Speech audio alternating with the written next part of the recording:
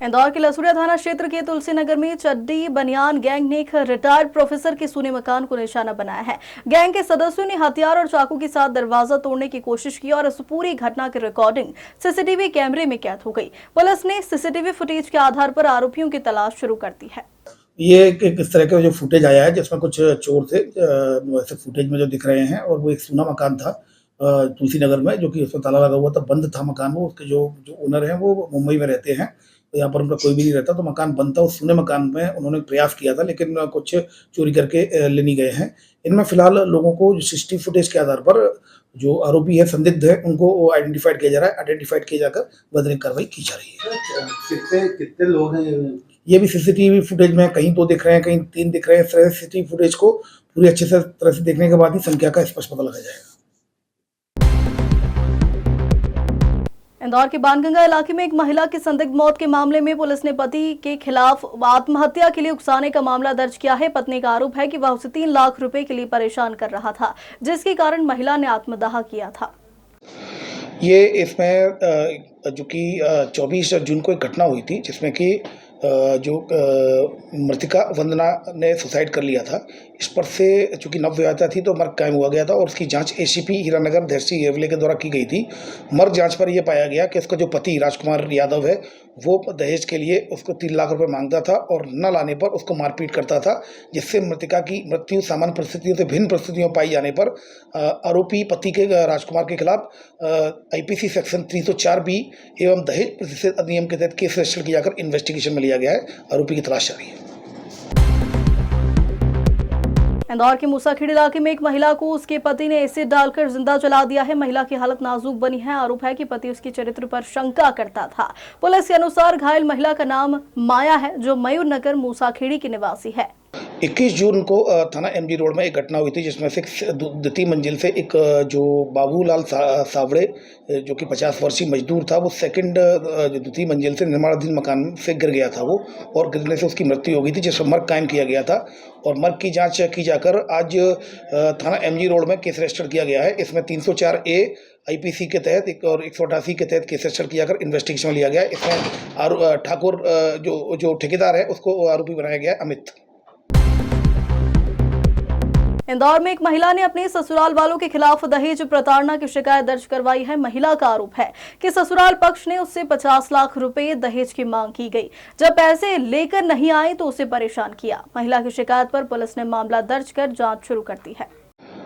थाना आजाद नगर में एक मामला सामने आया है, जिसमें जो पति ने चरित्र शंका को लेकर अपनी पत्नी के ऊपर सर पर एसिड फेंका, जिससे उसके गाल और पीठ में जो जलने के निशान हैं, और इसके अलावा जो मारपीट भी इसके साथ की है। इस पर से थाना आजाद नगर में पति के खिलाफ, आरोपी पति के खिलाफ VNS की धाराओं में केस रजिस्टर किया जाकर इन्वेस्टिगेशन में लिया गया है।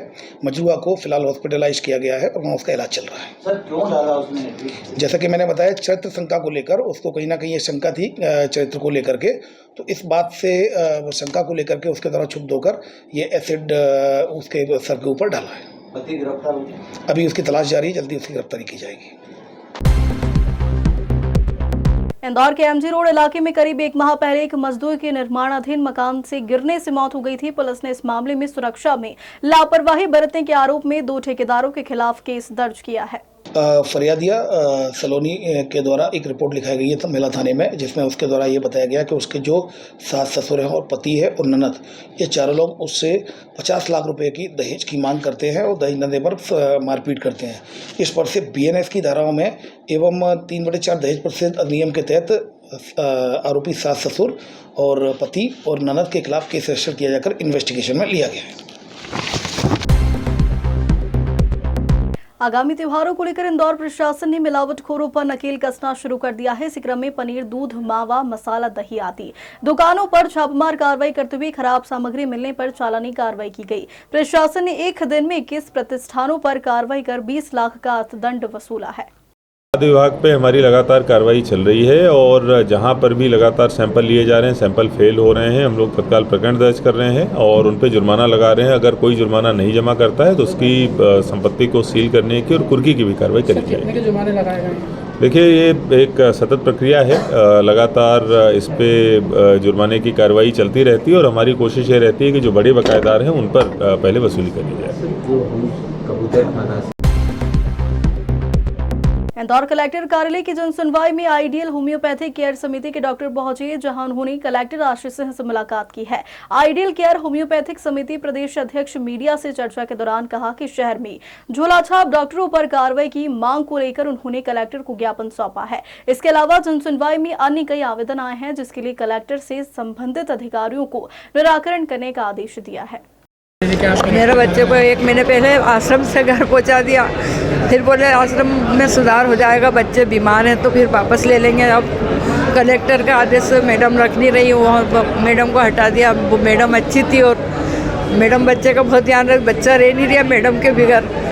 कौन सा आश्रम है ये पुरुष धाम आश्रम है। क्या हुआ, मतलब क्या बोला गया बच्चे को? बच्चे को अभी मैडम ने ये बोला हैगा कि मेरे को कलेक्टर का आदेश है कि बच्चे नहीं रख सकूँगी मैं। तो बच्चों को कहाँ भेज दिया उन्होंने? मेरे पास ही बच्चा तो घर पे भेज दिया। 1 महीने से मैं बच्चे को घर पे रखे हूँ मेरे। अब मेरा से स्थिति नहीं, मैं किराए से रहती हूँ सर, मैं रख ही पाऊँगी उस बालक को। उसकी माँ नहीं है, 3 महीने हो गए, शांत हो गई। तो आश्रम में दूसरे की संचालिका है, उन्होंने मना कर दिया रखने से? ऐसा कोई नहीं बोले कलेक्टर से लिखाओ लाओ, बोले तो फिर रख लेंगे। किन्होंने बोला ऐसा आपको? मैडम ने बोला मेरे को कल, मैंने मैडम को फ़ोन लगाया था तो बोले कलेक्टर से लिखा लाओ। कौन सी मैडम ने बोला आपको ये कि लिखा के लाओ कलेक्टर साहब से? मैडम अनीता शर्मा बोली मैडम लिखा लाओ कलेक्टर से, तो मैं रख लूँगी इस बच्चे को। कहाँ रहते हैं आप? मैं बजरंग नगर में रहती हूँ। बच्चे का नाम? बच्चे का नाम शिवांश गढ़वाल। आप क्या मांगे आपकी? आज कलेक्टर कार्यालय जनसुनवाई में आप आए हैं। कलेक्टर कार्यालय पे आए हैं। जो वर्तमान हमारे माननीय मुख्यमंत्री महोदय ने एक आदेश निकाला है कि जो आमानिक सेटिंग वाले डॉक्टर्स हैं वो हमारे तरफ से प्रैक्टिस करते हैं और उनका CMHO में का रजिस्ट्रेशन नहीं है। तो उस संबंध में हम माननीय कलेक्टर महोदय से मिलने आए हैं और मुख्यमंत्री तक हमारी बात पहुँच रही है। और आज हमने जो अपना ज्ञापन है, पूरे मध्य प्रदेश में जो 52 जिले हैं हमारे एसोसिएशन के द्वारा सभी जगह ज्ञापन दिया जा रहा है। आपका नाम? डॉक्टर दिनेश पालीवाल, सचिव आइडियल पुलिस स्टेशन प्रदेश। क्या मांगे लेके आपके द्वारा आज कलेक्टर कार्यालय में आया गया है? क्योंकि आयुष डॉक्टर एक रजिस्टर्ड मेडिकल प्रैक्टिशनर है और आयुष के अंदर कोई वेस्टेज निकलता नहीं है। हम होम्योपैथी डॉक्टर हैं। हाउसविन की इतनी लेंदी प्रक्रिया है, उसमें 25 से 30 हज़ार रुपये सालाना देना पड़ता है, परमिशन का देना पड़ता है, जबकि हाउसविन हमारे यहाँ वेस्टेज निकलता ही नहीं है ना। तो हम उसी संदर्भ में कलेक्टर साहब से मिले हैं, माननीय आशीष सिंह जी से, और हमने हमारी बात रखी है। माननीय CHO साहब से बात करके निराकरण करने का आश्वासन दिया है। साथ ही हमारा जिस प्रकार से प्रदेश लेवल पर झोला छापों के खिलाफ एक मुहिम चल रही है, तो हमारा ये उनसे निवेदन था कि झोला छाप की श्रेणी में कौन आता है, तो ये इंगित कर आयुष डॉक्टरों को परेशान नहीं किया जाए। और जो रजिस्टर्ड मेडिकल प्रैक्टिशनर है उनको अगर आपको कोई पेपर चेक करना है तो निश्चित रूप से आप पेपर चेक करिएगा नोटिस देकर, और जो कार्रवाई होती है उसमें आयुष डॉक्टर भी सम्मिलित होना चाहिए। इस प्रकार का हमारा निवेदन। कितने डॉक्टर्स लोग आप आज यहाँ पर आए हैं कलेक्ट्रेट कार्यालय पे? आप लगभग 200-300 डॉक्टर्स आए हैं यहाँ पर, और सभी लोग यही चाहते हैं, पूरे इंदौर के डॉक्टर। और चूँकि हमारा एक प्रदेश का संगठन है अपना, तो मैं आपके माध्यम से ये बात रखना चाहता हूँ, प्रदेश में भी जहाँ भी मुहिम चले, निश्चित रूप से आयुष डॉक्टरों का जांच, चेकिंग या पेपर देखने का अधिकार सिर्फ आयुष अधिकारी को होना चाहिए, न कि दूसरे अधिकारियों। संगठन का क्या नाम है आपके? ये आइडियल क्योर होम्योपैथिक संगठन है हमारा। कहाँ पर है ये पूरे मध्य प्रदेश का संगठन है। मैं उसका प्रदेश का अध्यक्ष हूँ, डॉक्टर बालाराम गुप्ता। अगर आपकी समस्या का निराकरण नहीं हुआ तो फिर आगे आपका क्या रूप रहेगा? नहीं, समस्या को हम माननीय मधु वर्मा जी के माध्यम से अभी भी कलेक्टर साहब से मिले हैं, और निश्चित रूप से शासन बहुत संवेदनशील है, निश्चित रूप से हमारी बातों को ध्यान में लाकर और निराकरण जरूर करेगा। अगर कोई दिक्कत आती है तो हमें आगे निर्णय लेने के लिए भी बस छोड़ना पड़ेगा। आपका परिचय? हाँ जी, आपका नाम? मैं डॉक्टर बालाराम गुप्ता। कहाँ से आप? मैं इंदौर से हूँ और आइडियल क्योर होम्योपैथी एसोसिएशन का प्रदेश अध्यक्ष। क्या समस्या लेकर आप कलेक्टर कार्यालय आए? एक्चुअली ये एक वात्सल्य बिल्डर है नागपुर के, जिन्होंने इंदौर में 6 प्रोजेक्ट शुरू किए थे 2008 से, और उन्होंने क्या किया कि सभी प्रोजेक्ट्स को अधूरे छोड़ दिए हैं, और करीब 800-900 ऐसे परिवार हैं जो अभी तक भटक रहे हैं। और कई कॉलोनी में रोड बना के ड्रेनेज लाइन डाल के छोड़ दिया, बिजली की व्यवस्था नहीं है, पानी की व्यवस्था नहीं है, कहीं रोड भी नहीं बने हैं। तो हम करीब 1.25 साल से कलेक्टर ऑफिस के चक्कर लगा रहे हैं। लास्ट ईयर कलेक्टर साहब से मिले थे तो उन्होंने इनिशिएटिव लेकर 3 मीटिंग आयोजित की थी सभी पीड़ितों की और अपना बिल्डर के साथ में। तो बिल्डर ने आश्वासन दिया था कि मैं बारिश के बाद कार्य शुरू करूँगा, लेकिन पिछली बारिश निकल गई और नई बारिश आ गई है। साल भर में कुछ भी काम नहीं किया उसने, और इसके लिए हम बार बार कलेक्टर ऑफिस में आके मिलते रहते हैं। और कलेक्टर साहब ने भी जानकारी दी कि हमने उस बिल्डर को बुला के फिर से बात की है और उसने 3 महीने का वचन दिया है, और अगर 3 महीने में कार्य नहीं करता तो उसके खिलाफ हम कार्रवाई करेंगे। तो उसी उम्मीद पर काम चल रहा था। क्या नाम है बिल्डर का? वात्सल्य बिल्डर। इनका ऑफिस है अग्रसेन चौराहे पे और नागपुर के बेसिकली है।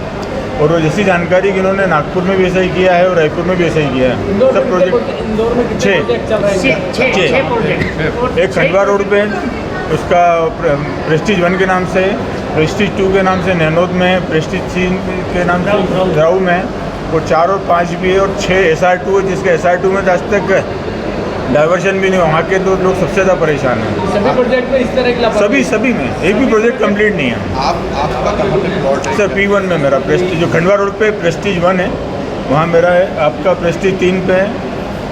आपने प्लाट धारक के जो प्रभावित हुए हैं और परेशान हो रहे हैं? 800-900 प्लाट धारक 900 से ज़्यादा है सर। क्या बोला गया कलेक्टर साहब? कलेक्टर साहब ने कहा कि अभी इससे बात की है 15 दिन पहले, उसने 3 महीने का समय मांगा है। कॉलोनी के लिए जो बाकी जो परमिशन होती है वो सभी उसके पास है? सर रजिस्ट्री भी हम लोगों की। विकास अनुमति है। आपका नाम? मेरा नाम सर राजेश बंसल है और मेरी पत्नी के नाम से प्लॉट है।